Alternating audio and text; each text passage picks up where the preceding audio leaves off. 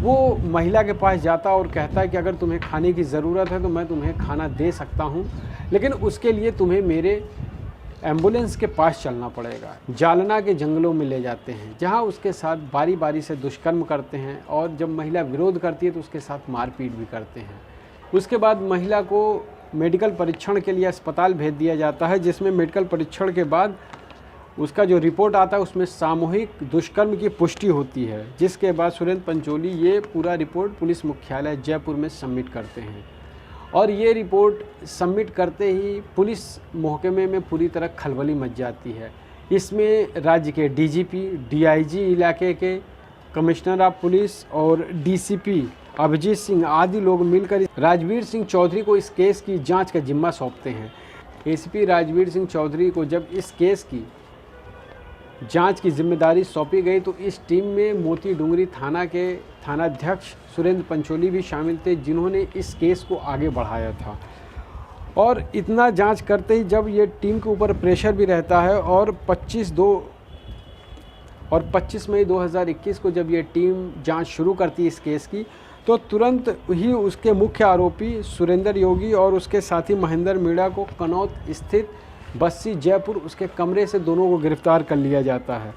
और शुरू में जब पुलिस पूछताछ करती है तो शुरू में तो दोनों इधर उधर की बातें करते हैं, लेकिन जब पुलिस सारे सबूत दिखाती है और अपने तरीके से बात करना शुरू करती है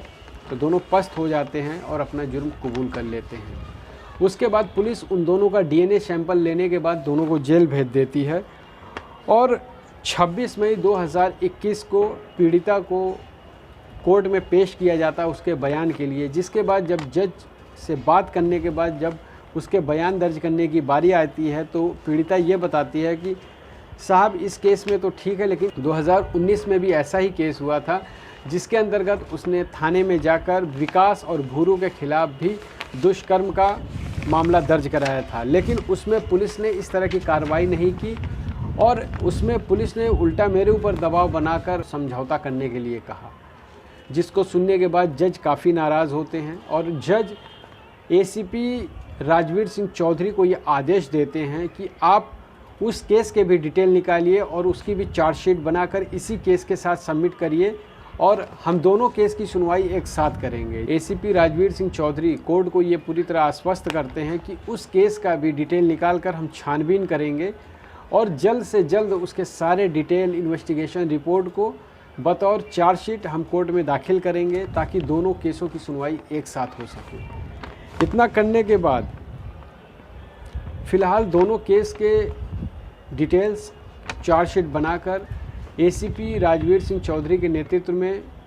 कोर्ट में सबमिट कर दिया गया है बतौर चार्जशीट और ये मामला न्यायालय में विचाराधीन है, उसकी कार्रवाई चल रही है,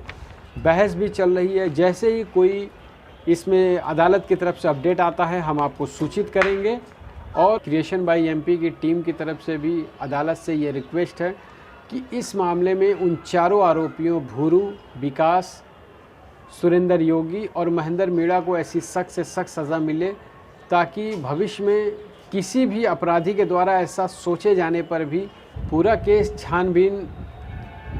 केस का रिसर्च करने के दौरान हमारी टीम ने भी ये पाया कि दोनों बार उस युवा महिला जो कि गर्भवती थी उसके साथ गलत हुआ, 2019 में भी और 2021 में भी। हमारी तरफ से भी अदालत और पुलिस से ये रिक्वेस्ट है कि ऐसे अपराधियों को ऐसी सख्त से सख्त सज़ा दिलाएं कि ऐसा अपराध करने के पहले कोई भी अपराधी 4 बार सोचे और दोबारा फिर कभी किसी गरीब, बेसहारा और मजलूम औरत के साथ ऐसा अन्याय ना हो। ये हमारा अदालत से अपील है।